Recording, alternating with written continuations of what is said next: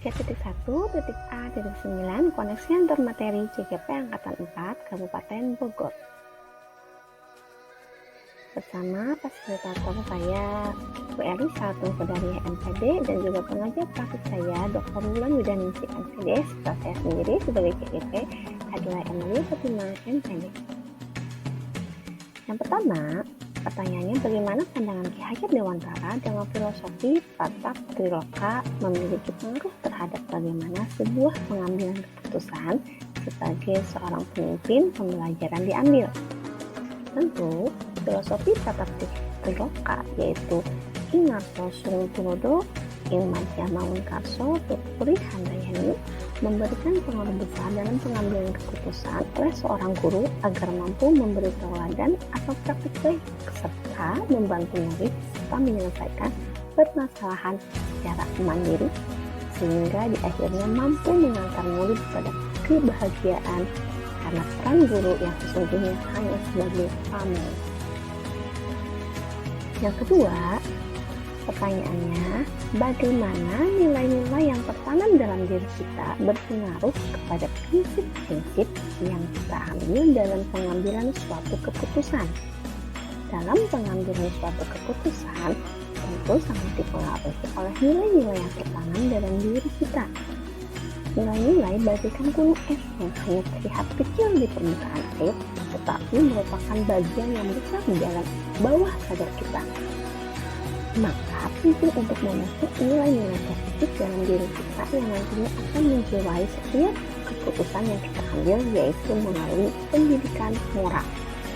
Pendidikan moral murid dapat dilakukan melalui proses pertimbangan moral, di mana guru membantu muridnya memahami nilai-nilai kebaikan dalam diri mereka sendiri. Kemudian mereka mempercayainya sebagai bagian yang tak terpisahkan dari siapa mereka, hingga kemudian mereka terus menghidupinya.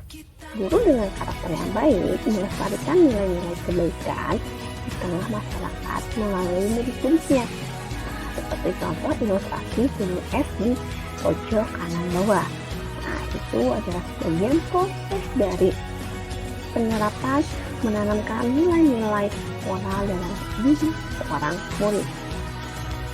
Kemudian pertanyaan ketiga adalah bagaimana kegiatan terpembimbing yang kita lakukan pada materi pengambilan keputusan berkaitan dengan kegiatan coaching, pembimbingan yang memberikan pendamping atau fasilitator dalam perjalanan proses pembelajaran kita, terutama dalam pengujian pengambilan keputusan yang telah kita ambil. Apakah pengambilan keputusan tersebut telah efektif? Masihkah ada pertanyaan-pertanyaan dalam diri kita atas pengambilan keputusan tersebut? Hal-hal ini tentunya bisa dibangun oleh sesi coaching yang telah dibahas pada modul 2 sebelumnya. Coaching adalah keterampilan yang sangat penting dalam menggali suatu masalah yang sebenarnya terjadi, baik masalah dalam diri kita maupun masalah yang dimiliki orang lain. Dengan langkah coaching model Tirta, kita dapat mengidentifikasi masalah apa yang sebenarnya terjadi dan membuat pemecahan masalah secara sistematis.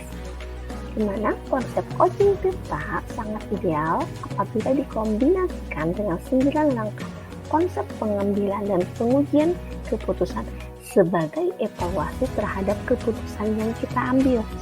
Pengambilan keputusan seperti ini akan membuat diri puas dan mempertanggungjawabkannya karena berasal dari dalam diri dengan bantuan coach dengan pertanyaan pemantik tanpa memberikan solusi oleh seorang coach. Jadi keputusan itu adalah benar-benar murni lahir dari seorang coach, bukan dari coach. Jadi coach itu hanya sebagai memberikan pertanyaan pemantik. Nah, untuk model Tirta bisa dilihat ilustrasi dan contoh nama pertanyaan pemantiknya di pojok kanan bawah. Pertanyaan selanjutnya, bagaimana kemampuan guru dalam mengelola dan menyadari aspek sosial emosionalnya akan berpengaruh terhadap pengambilan keputusan? Tentu, dalam pengambilan keputusan yang tepat akan berdampak pada terciptanya lingkungan yang positif. kondusif, dan aman serta nyaman.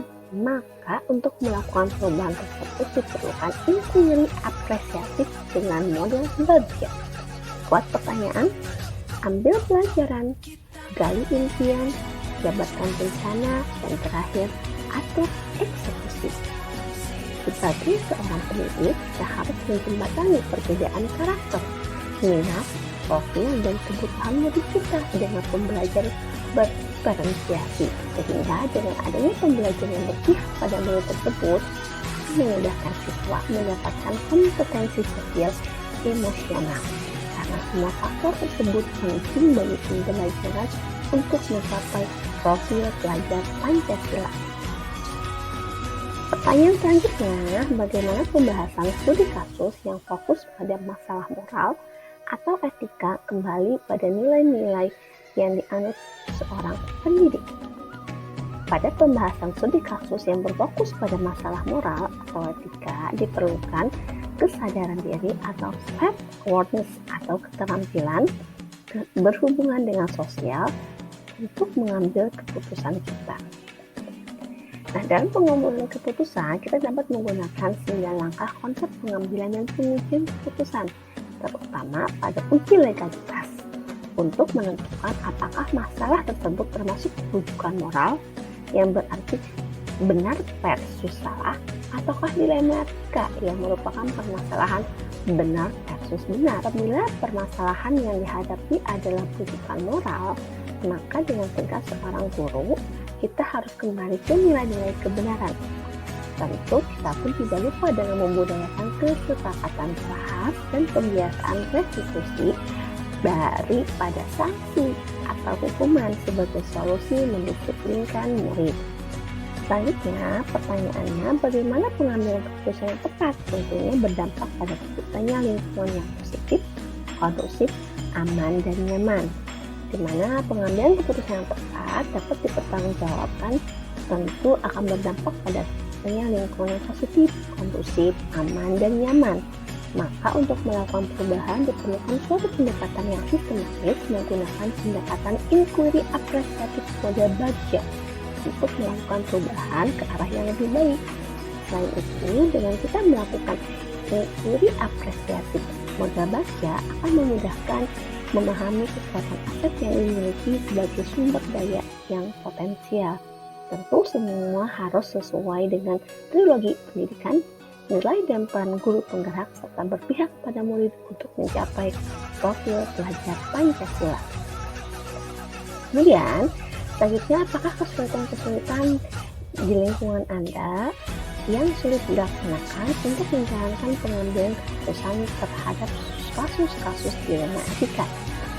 Apakah ini kembali ke masalah perubahan paradigma di lingkungan Anda? Nah, dalam kasus dilema etika, pada dasarnya apapun keputusan yang kita ambil dapat dibenarkan secara moral. Akan tetapi perlu memperhatikan prinsip dalam pengambilan suatu keputusan melalui 9 langkah keputusan agar keputusan yang kita ambil adalah yang terbaik dan dapat dipertanggungjawabkan. Perubahan paradigma akan mampu diatasi melalui proses yang berbeda di setiap lingkungan berdasarkan pengaruh ekstern dan intern. Kemudian ada pertanyaan, dan pada akhirnya apakah pengaruh pengambilan keputusan yang kita ambil ini dengan pengajaran yang memerdekakan murid-murid kita? Tentu, karena sebagaimana dipaparkan sebelumnya adalah sebuah langkah yang berpihak pada murid yang berdasarkan karakter, minat, profil, dan kebutuhan murid yang dibuat secara berdiferensiasi untuk mencapai profil pelajar Pancasila. Sebagaimana trilogi pendidikan dan nilai serta peran guru penggerak, di mana guru sebagai pamong dan menghamba pada murid adalah suatu sistem yang memerdekakan murid kita.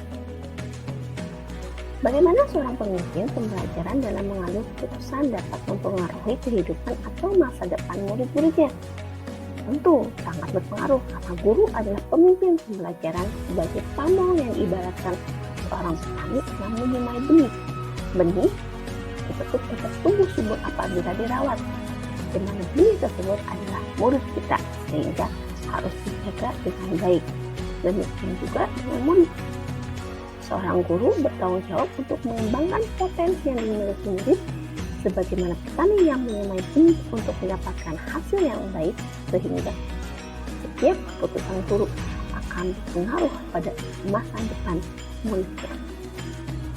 Yang terakhir, apakah kesimpulan akhir yang dapat kita tarik dari pembelajaran modul materi ini berkaitan dengan modul-modul sebelumnya?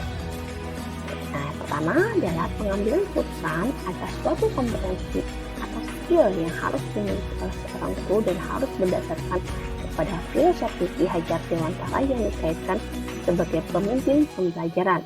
Yang kedua, pengambilan keputusan harus berdasarkan pada budaya positif atau menggunakan alur baca yang akan mengantarkan pada lingkungan yang positif, kondusif, aman, dan nyaman. Tersebut dengan well-being. Kemudian yang ketiga, dalam pengambilan keputusan, seorang guru harus memiliki kesadaran penuh atau mindfulness, di mana untuk menghantarkan muridnya menuju profil belajar Pancasila. Yang terakhir, dalam perjalanannya menuju profil belajar Pancasila, ada banyak dilema etika dan juga moral, sehingga diperlukan panduan 9 langkah pengambilan dan pengujian keputusan untuk memutuskan dan memecahkan suatu masalah agar keputusan tersebut berpihak kepada murid dan terwujudnya merdeka belajar. Terima kasih. Belajar, bergerak,